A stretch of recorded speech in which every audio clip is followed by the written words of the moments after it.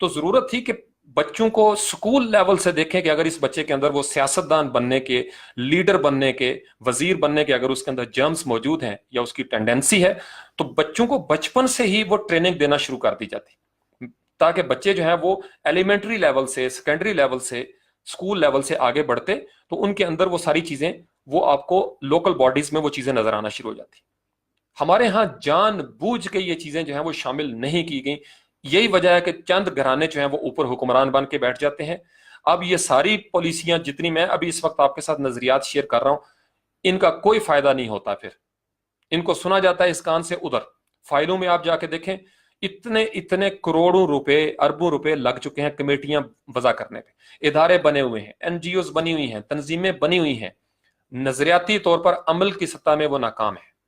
असातिज़ा के हकूक के लिए अमली तौर पर कोई काविश की नहीं गई आज के दिन तक।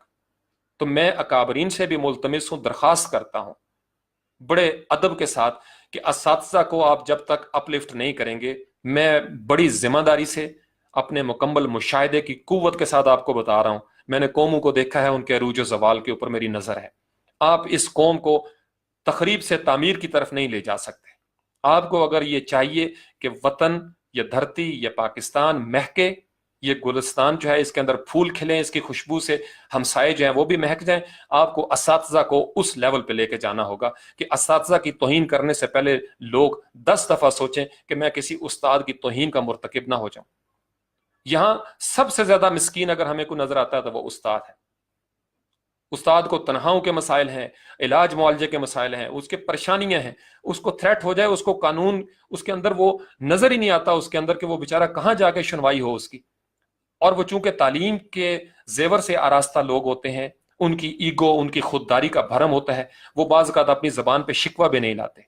मैं चूंकि असातिज़ा का शागिर्द हूं, मैं असातिज़ा का शागिर्द हूं, मैं अपनी कोशिश कर रहा हूं कि मैं उनकी आवाज अकाबरीन तक पहुंचा सकूं, आप सब लोगों तक पहुंचा सकूं, और आपको यह बता सकूं कि इस प्रॉब्लम से हम नबुर्द आजमा हो सकते हैं, हम ये हल ढूंढ सकते हैं।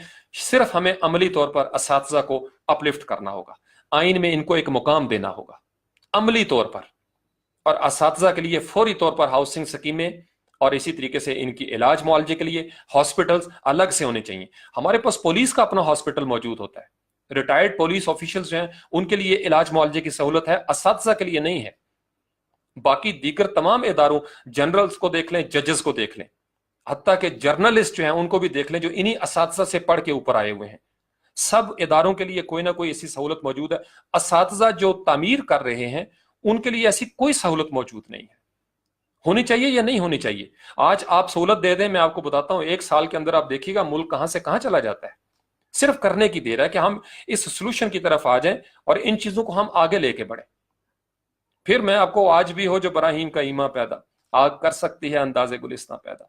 हम कर सकते हैं, हम क्यों नहीं कर सकते? सिर्फ यह है कि इसकी तरफ हमें जरूरत थी कि कोई खास इंतजाम किया जाता, कोई ऐसा इनिशिएटिव लिया जाता हुकूमती सतह से और फौरी तौर पर लिया जाता। आज तक नहीं लिया गया। सियासतदानों की तरबियत के लिए कोई इदारा मौजूद नहीं है, इनको भी ISSB की तरफ से गुजारना चाहिए, इनकी भी ट्रेनिंग हो, इनकी भी ट्रेनिंग होनी चाहिए और इसमें भी अप्लाई उसी तरीके से करना चाहिए। फिर आपके, और ये इलेक्शन कमीशन इजीली मैनेज कर सकता है। फिर आपका ये पैसे का कल्चर खत्म हो जाएगा कि दौलत के जोर पे लोग ऊपर आते हैं ऐवानों में। फिर पता चलेगा लीडर कौन है, फिर आपकी एक स्क्रूटनी होगी और यह काम होगा नजरियाती सरहदों की हिफाजत के साथ। हमें जोग्राफियाई सरहदें, मैं आपको बताऊं कि नजरिया जब हारता है तो जमीन का टुकड़ा छिन जाता है। इसलिए ज्यादा अहमियत दुनिया भर में जिन मुल्कों ने, जो इस वक्त हमें नजर आते हैं गालिब कौमें, उन्होंने उस्ताद को अहमियत दी, क्योंकि उस्ताद नजरिया साज होता है, उस्ताद जहन साजी करता है, और जो जहन साजी करने वाला था उसको आपने महरूमियों का शिकार कर दिया। तो जमीन को आप किस तरह संभाल सकते हैं? फौज की सारी मेहनत रायगां चली जाती है अगर उस खित्ते के लोगों का जहन कोई और बनाना शुरू हो जाए। फौज की सारी मेहनत, उनकी सारी कुर्बानियां, उनकी जितनी शहादतें हैं, वो जितने गाजी अपनी कुर्बानियां दे के बैठे होते हैं, जिनके जिस्म जो हैं वो उधड़े हुए हैं बमों के साथ, उनकी सारी मेहनत, सारी कुर्बानियां रायगां चली जाती हैं, क्योंकि हुकूमती सतह से जरूरत थी कि असातिज़ा को वहां पे खड़ा किया जाता, और वो अनफॉर्चुनेटली नहीं है। تو آپ کو اگر یہ تجاویز ہیں، یہ معروضات اچھی لگتی ہیں اور آپ سمجھتے ہیں کہ یہ ویلڈ پوائنٹ ہے، ساؤنڈ آرگومنٹس ہیں، ویلڈ آرگومنٹس ہیں، اور ان کے اندر ایک لاجیکل فلو نظر آتا ہے، یہ معروضات آگے پیش کریں، اس کو پھیلائیں۔ میرا مقصد صرف اتنا ہے کہ ہمارے اندر ایک سوچ پیدا ہو جائے، ہم ایٹ لیسٹ آج سوچنا شروع کریں۔ 2018 ہے اور آج اکتوبر کی 12 تاریخ ہے۔ اللہ کرے 1 سال کے اندر، 2 سالوں کے اندر، 3 سالوں کے اندر یہ بات پھیلتے پھیلتے یہ واقعی عملی طور پر ہم اساتذہ کا وہ مقام بحال کرنے میں کامیاب ہو جائیں۔ اور میں آپ کو گارنٹی دے سکتا ہوں، جس دن پاکستان نے اساتذہ کو آئین کے اندر وہ مقام دے دیا اور انشور کر دیا کہ کوئی اساتذہ کی ڈگنیٹی کے خلاف بات نہیں کر سکتا، اور اساتذہ کا ایک نظام وضع ہو گیا، استاد بننے کے مراحل سے لے کے ریٹائرمنٹ کے بعد تک کے مراحل۔ استاد بھی کبھی کوئی ریٹائرڈ ہوا ہے؟ استاد اپنی پیدائش سے لے کے جب سے وہ اپنی زندگی گزارتا ہے، نبی پاک علیہ السلام کی حدیث ہے، ماں کی گود سے گور تک علم حاصل کرو۔ تو جو علماء کرام ہوتے ہیں وہ تو ساری زندگی کا سودا ہے۔ پھر تعلیمی اداروں کے اندر ریٹائرڈ جو ہے وہ اساتذہ کو ہی لگایا جانا چاہیے، یہ ان کے حوالے کرنا چاہیے، یا پھر یہ ہے کہ ریٹائرڈ اساتذہ کو، یہ لائٹر ٹون میں کہہ رہا ہوں، یا پھر ریٹائرڈ اساتذہ کو بھی جی ایچ کیو میں بلائیں، ان کی اپوائنٹمنٹ کریں، مختلف یونٹس کے اندر ان کو کمانڈنگ افسر بنا کے بھیجیں۔ تو وہ ادارہ اپنی جگہ پہ کام کر رہا ہے، وہ بہت اچھا ادارہ ہے، جغرافیائی سرحدوں کا امین ہے، نظریاتی سرحدوں کے امین ادارے کو اوپر اٹھانے کی ضرورت ہے۔ فیڈرل ڈائریکٹریٹ آف ایجوکیشن کے جو اکابرین ہیں، میں ان سے بھی درخواست کرتا ہوں، ہمارے پاس ادارے کچھ بنے بھی ہوئے ہیں، لیکن اس طریقے سے آئین کے اندر ان کے بارے میں ان کو امپاور نہیں کیا گیا۔ پورے پاکستان کے 4 صوبوں کے اساتذہ کے یہی مسائل چل رہے ہیں، سماجی محرومیاں ہیں، آئینی طور پر ان کی سنوائی نہیں ہوتی، کبھی یہاں سڑکوں میں ان کے اوپر پانی پھینکا جاتا ہے، کبھی وہاں ڈنڈا ڈولی ان کے ساتھ کر لی جاتی ہے۔ آپ اندازہ لگائیں، ایک استاد ہیں، ہمارے قوم ہے، اور اس کو ڈنڈے مار رہے ہیں، وہ سڑکوں پہ آتے ہیں اپنے حقوق کے لیے، ان کو ڈنڈے مارنا شروع کر دیتی ہے ریاست۔ ہم کس طرف جا رہے ہیں؟